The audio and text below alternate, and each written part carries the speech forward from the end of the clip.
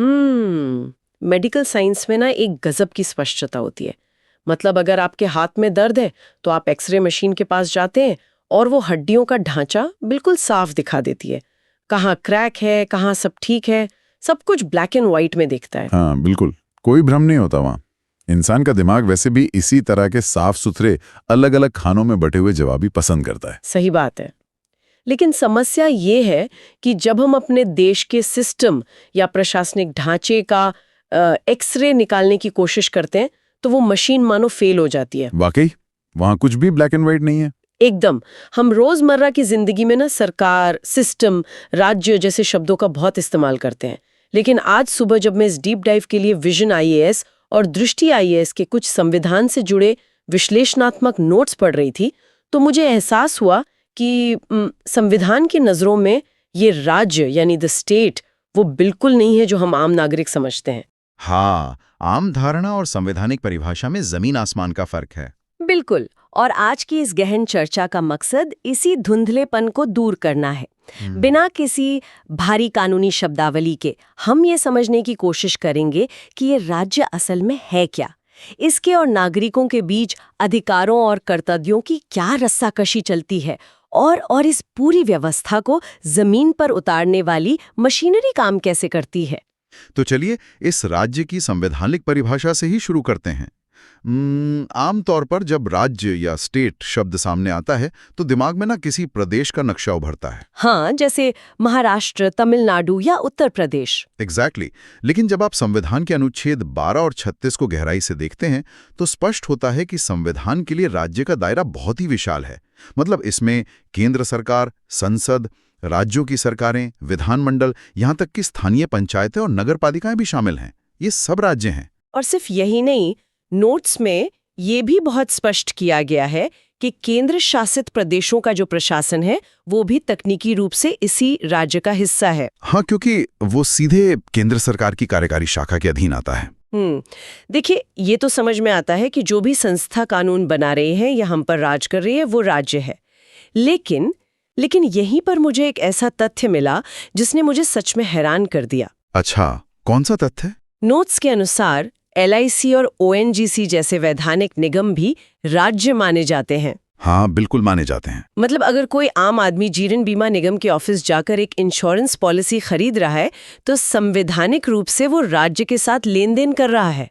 ये कैसे संभव है? तकनीकी रूप से देखा जाए तो ये बिल्कुल संभव है और इसके पीछे एक बहुत ठोस कारण भी है। क्या कारण है? बदलकर या मान लीजिए किसी कॉरपोरेट इकाई का निर्माण करके अपनी संवैधानिक जिम्मेदारियों से बच ना सके। अच्छा, तो मतलब वो अपनी जिम्मेदारी किसी कंपनी पर नहीं डाल सकते? बिल्कुल। अगर वो संस्था सार्वजनिक महत्व का काम कर रही है, सरकार द्वारा वित्त पोषित है या उस पर सरकार का गहरा नियंत्रण है तो वो राज्य ही है। कोई भी सरकारी कंपनी कल को ये कहकर मौलिक अधिकारों का हनन नहीं कर सकती कि हम तो सिर्फ एक व्यापारिक निगम हैं, हम पर संविधान लागू नहीं होता। चलिए इसे थोड़ा खोल कर समझते हैं। अगर संसद राज्य है, सरकार राज्य है और LIC भी राज्य है तो फिर देश की सर्वोच्च अदालत यानी सुप्रीम कोर्ट के बारे में क्या कहेंगे? ये एक बहुत ही दिलचस्प सवाल है, क्योंकि वो भी तो देश की ही एक संस्था है ना। और जजों का वेतन भी तो सरकारी खजाने से ही आता है। तो क्या सुप्रीम कोर्ट भी राज्य है? देखिए, ये ना संविधान के सबसे जटिल और बारीक पहलुओं में से एक है। जब सर्वोच्च न्यायालय या कोई भी अदालत अपने न्यायिक कार्यों का निर्वहन कर रही होती है। न्यायिक कार्य मतलब जब जज मुकदमों की सुनवाई कर रहे होते हैं और फैसले सुना रहे होते हैं, तब उन्हें अनुच्छेद 12 के तहत राज्य नहीं माना जाता। ओह, ऐसा क्यों? इसका सीधा सा कारण यह है कि न्यायपालिका की स्वतंत्रता को कार्यपालिका और विधायिका के प्रभाव से पूरी तरह बचाए रखना है। लेकिन अगर ऐसा है तो एक आम इंसान अपने अधिकारों की रक्षा कैसे करेगा? मान लीजिए कोई जज प्रशासनिक तौर पर जैसे अपनी अदालत के कर्मचारियों की नियुक्ति करते समय या कोई टेंडर निकालते समय कोई भेदभावपूर्ण रवैया अपनाता है। हाँ, ये हो सकता है। तब तो नागरिक फंस जाएगा ना, क्योंकि तकनीकी रूप से वो संस्था राज्य है ही नहीं, तो वो मौलिक अधिकारों के हनन का केस कैसे करेगा? यहीं पर वो कानूनी अंतर काम आता है जो मैंने अभी बताया। जब न्यायपालिका कोई प्रशासनिक कार्य कर रही होती है, जैसे कर्मचारियों की भर्ती करना या कोई प्रशासनिक नीति बनाना, तब वो पूरी तरह से राज्य के दायरे में आती है। वाकई, मतलब उनके प्रशासनिक और न्यायिक कार्यों को अलग-अलग देखा जाता है। एग्जैक्टली। उस स्थिति में उसके खिलाफ मौलिक अधिकारों के हनन का मामला दर्ज किया जा सकता है। जो संवैधानिक छूट है वो सिर्फ और सिर्फ उनके न्यायिक फैसलों के लिए है। ये एक बहुत ही अहम बारीकी है। मतलब क्लियर हो गया कि राज्य के इस विशाल टेंट के नीचे कौन कौन आता है। लेकिन अब सवाल ये उठता है कि ये इतना शक्तिशाली ढांचा बनाया किस लिए गया है? सही बात है। इसका उद्देश्य क्या है? हाँ, संविधान इस मशीनरी को किस दिशा में काम करने का निर्देश देता है? और मेरे ख्याल से यहीं से राज्य के नीति निर्देशक तत्व, जिन्हें हम डीपीएसपी कहते हैं, तस्वीर में आते हैं। बिल्कुल। संविधान के भाग 4 में मौजूद ये तत्व असल में राज्य के लिए नैतिक दिशा निर्देश हैं। अगर हम ऐतिहासिक तौर पर देखें तो ये 1935 के भारत सरकार अधिनियम के इंस्ट्रूमेंट ऑफ इंस्ट्रक्शन का ही एक आधुनिक रूप है, जिसे आयरलैंड के संविधान से प्रेरित होकर अपनाया गया था, राइट? हाँ, और आयरलैंड ने इसे स्पेन से लिया था। मैंने पढ़ा था कि संविधान सभा के जो सलाहकार थे बीएन राव, उन्होंने उस वक्त अधिकारों को 2 अलग-अलग हिस्सों में बांटने की सलाह दी थी। बिल्कुल, उन्होंने ये ढांचा सुझाया था। एक वो जो न्यायोचित हो, जिन्हें हम मौलिक अधिकार या फंडामेंटल राइट्स कहते हैं, और दूसरे गैर न्यायोचित, जो ये डीपीएसपी है। मुझे ना ये कॉन्सेप्ट किसी बड़ी कॉर्पोरेट कंपनी के मिशन स्टेटमेंट जैसा लगता है। Mission statement? वो कैसे? मतलब मिशन स्टेटमेंट ये तय करता है कि कंपनी भविष्य में कहाँ जाना चाहती है, उसके मूल्य क्या हैं। लेकिन अगर कंपनी आज इसी वक्त उस लक्ष्य को 100% पूरा नहीं कर पा रही है, तो कोई भी व्यक्ति उस मिशन स्टेटमेंट के आधार पर कंपनी के सीईओ को जेल नहीं भिजवा सकता। हाँ, मतलब आप बिल्कुल सही कह रही हैं। एकदम सटीक उदाहरण है ये। डीपीएसपी को गैर न्यायोचित रखने के पीछे 1947 के भारत की जमीनी हकीकत थी। क्योंकि उस वक्त तो देश नया आजाद हुआ था। एग्जैक्टली। खजाना लगभग खाली था और सामाजिक विविधता और पिछड़ापन बहुत ज्यादा था। ऐसे में अगर सरकार हर नागरिक को उसी दिन से रोजगार, समान वेतन या मुफ्त कानूनी सहायता की कानूनी गारंटी दे देती, तो क्या होता? तो पूरा प्रशासनिक ढांचा पहले ही दिन मुकदमों के बोझ तले ढह जाता। सरकार काम ही नहीं कर पाती। यानी संविधान निर्माताओं की नीयत तो साफ थी, लेकिन उस वक्त राज्य की जेब खाली थी। बिल्कुल सही कहा आपने। इसलिए इन लक्ष्यों को 3 अलग-अलग विचारधाराओं में पिरोकर भविष्य की सरकारों के लिए सुरक्षित रख दिया गया। जैसे समाजवादी सिद्धांत, जो आय की असमानता को कम करने की बात करते हैं। हाँ, अनुच्छेद 38 और 39 में। और गांधीवादी सिद्धांत, जो ग्राम पंचायतों और कुटीर उद्योगों को बढ़ावा देने पर जोर देते हैं। और तीसरे उदार बौद्धिक सिद्धांत, जिनमें समान नागरिक संहिता यानी यूसीसी जैसे लक्ष्य शामिल हैं। यहाँ जो बात सबसे आकर्षक है वो ये है कि कानूनी रूप से बाध्य न होने के बावजूद ग्रैनविल ऑस्टिन जैसे प्रसिद्ध कानूनविदों ने इन्हें संविधान की अंतरात्मा कहा है। वाकई, अंतरात्मा एक बहुत भारी शब्द है ना? अदालतें भले ही सरकार को डीपीएसपी लागू करने के लिए मजबूर ना कर सकें, लेकिन जब भी कोई नया कानून बनता है तो उसकी संवैधानिक वैधता परखने के लिए अदालतें इन्हीं निर्देशक तत्वों का सहारा लेती हैं। मतलब ये दिशा निर्देश एक पुलिस स्टेट को कल्याणकारी राज्य में बदलने का ब्लूप्रिंट है। बिल्कुल। और यहाँ बात सच में बहुत दिलचस्प हो जाती है, क्योंकि यहीं से भारतीय राजनीति और न्यायपालिका के इतिहास का सबसे गहरा वैचारिक द्वंद्व पैदा होता है। आप उस ऐतिहासिक टकराव की बात कर रहे हैं। हाँ, एक तरफ नागरिक के मौलिक अधिकार हैं, जिन्हें कोई छीन नहीं सकता, ये तो पत्थर की लकीर हैं। और दूसरी तरफ राज्य के नीति निर्देशक तत्व हैं, जिन्हें लागू करना उस राज्य का सबसे बड़ा नैतिक कर्तव्य है। सही बात है। तो जब समाज का कल्याण और एक व्यक्ति की आज़ादी आमने सामने आते हैं, तो इस रस्साकशी में जमीन पर असल में क्या होता है, जीतता कौन है? इस टकराव को समझे बिना न भारतीय संविधान को समझना एकदम अधूरा है। इसे समझने के लिए हमें आज़ादी के ठीक बाद के वर्षों में जाना होगा, खासकर जब सरकार ने भूमि सुधार या लैंड रिफॉर्म्स लागू करने की कोशिश की थी। अच्छा, जमींदारी उन्मूलन की बात हो रही है, जहां बड़े जमींदारों से अतिरिक्त जमीन लेकर उसे भूमिहीन किसानों में बांटी जानी थी। बिल्कुल वही स्थिति। राज्य का नीति निदेशक तत्व विशेष रूप से अनुच्छेद 39 कहता है कि भौतिक संसाधनों का बंटवारा इस तरह होना चाहिए कि आम भलाई हो और धन का संकेंद्रण रुके। इसके लिए सरकार ने कड़े कानून बनाए, लेकिन जिन जमींदारों की जमीनें ली जा रही थीं, वे चुप थोड़ी बैठते। वे सीधे अदालत पहुंच गए। उनका तर्क क्या था? उनका बहुत मजबूत तर्क ये था कि यह संविधान द्वारा दिए गए उनके संपत्ति के अधिकार, जो उस वक्त एक मौलिक अधिकार था, और समानता के अधिकार का सीधा उल्लंघन है। ये तो एक क्लासिक रस्साकशी हो गई। मतलब एक तरफ विशाल समाज का आर्थिक कल्याण है और दूसरी तरफ एक व्यक्ति की अपनी मेहनत या पुश्तैनी संपत्ति रखने की आजादी। अदालतों ने सुलझन को कैसे सुलझाया? शुरुआत में न्यायपालिका का रुख बहुत ही तकनीकी था। 1951 के चंपकम दुराईराजन मामले में अदालत ने साफ कह दिया कि मौलिक अधिकार सर्वोच्च हैं। ओके। और डीएसपी केवल उनके सहायक के रूप में ही काम कर सकते हैं। लेकिन सरकार इससे मानी तो नहीं होगी? बिल्कुल नहीं।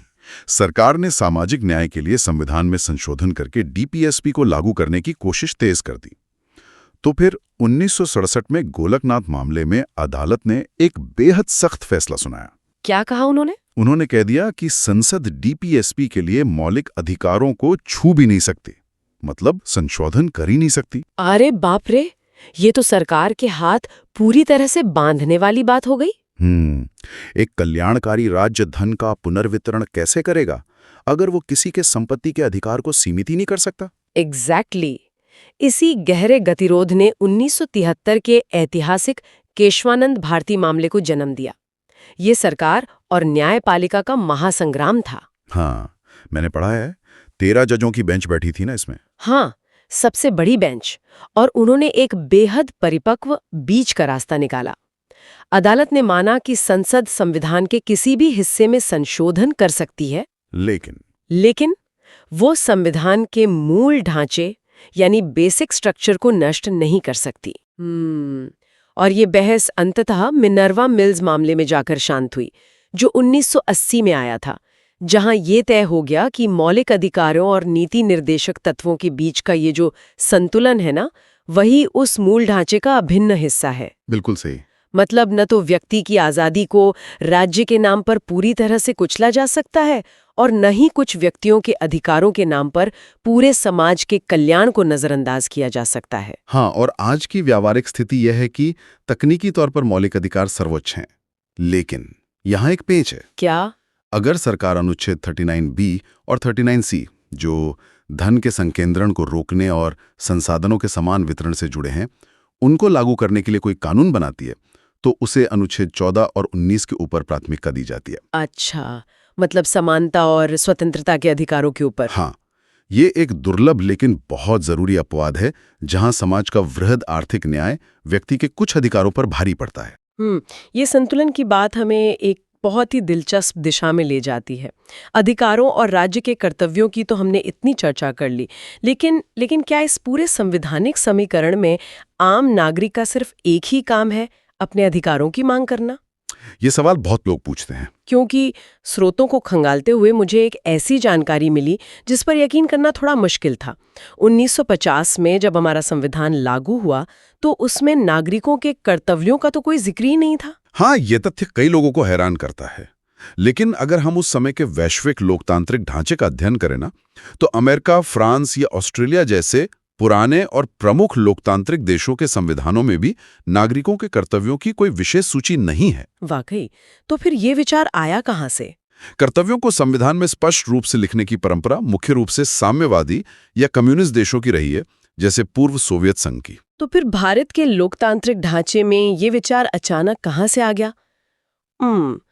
क्या देश को लगा कि लोग सिर्फ अपने अधिकारों का उपभोग कर रहे हैं और समाज के प्रति अपनी जिम्मेदारी भूल गए हैं? अगर हम इसे बड़ी तस्वीर से जोड़कर देखें तो इसका सीधा ऐतिहासिक संबंध 1975 के आपातकाल यानी इमरजेंसी से है। अच्छा, इमरजेंसी के दौरान? हाँ, उस अस्थिर राजनीतिक दौर में सरदार स्वर्ण सिंह समिति का गठन किया गया था।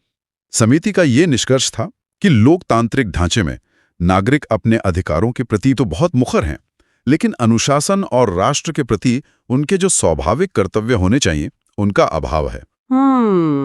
समझ गए। इसी समिति की सिफारिशों के आधार पर 1976 में 42वें संविधान संशोधन के जरिए संविधान में भाग 4 क जोड़ा गया, जिसमें 10 मौलिक कर्तव्य शामिल किए गए थे। और बाद में 2002 में 86वें संशोधन के जरिए एक 11वां कर्तव्य भी जुड़ा गया था ना, जो माता पिता या अभिभावकों को निर्देश देता है कि वे अपने 6 से 14 साल के बच्चों को शिक्षा के अवसर प्रदान करें। बिल्कुल। और दिलचस्प बात यह है कि उसी संशोधन ने अनुच्छेद 21 क के तहत शिक्षा को बच्चों का मौलिक अधिकार भी बना दिया। ये इस बात का बेहतरीन उदाहरण है कि अधिकार और कर्तव्य एक ही सिक्के के दो पहलू कैसे हैं। वो कैसे? देखिए, अगर समाज में किसी व्यक्ति को अभिव्यक्ति की स्वतंत्रता का अधिकार है, तो उसका ये कर्तव्य भी है कि वो दूसरों की अलग राय के प्रति सहिष्णुता दिखाए। हाँ, सही बात है। सार्वजनिक संपत्ति की रक्षा करना, राष्ट्रगान का सम्मान करना, वैज्ञानिक दृष्टिकोण विकसित करना,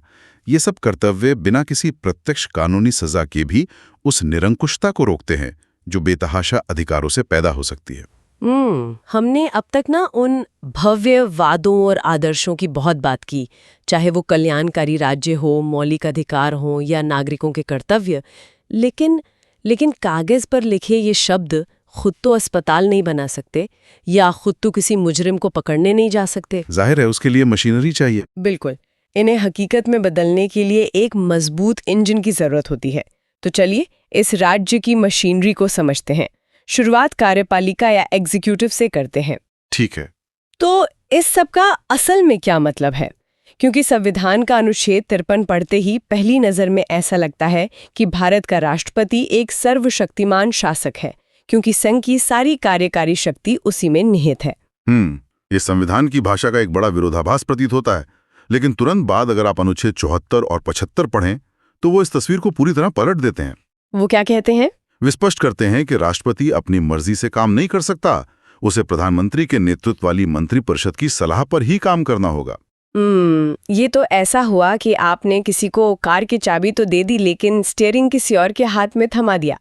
संविधान निर्माताओं ने ये भ्रम क्यों पैदा किया?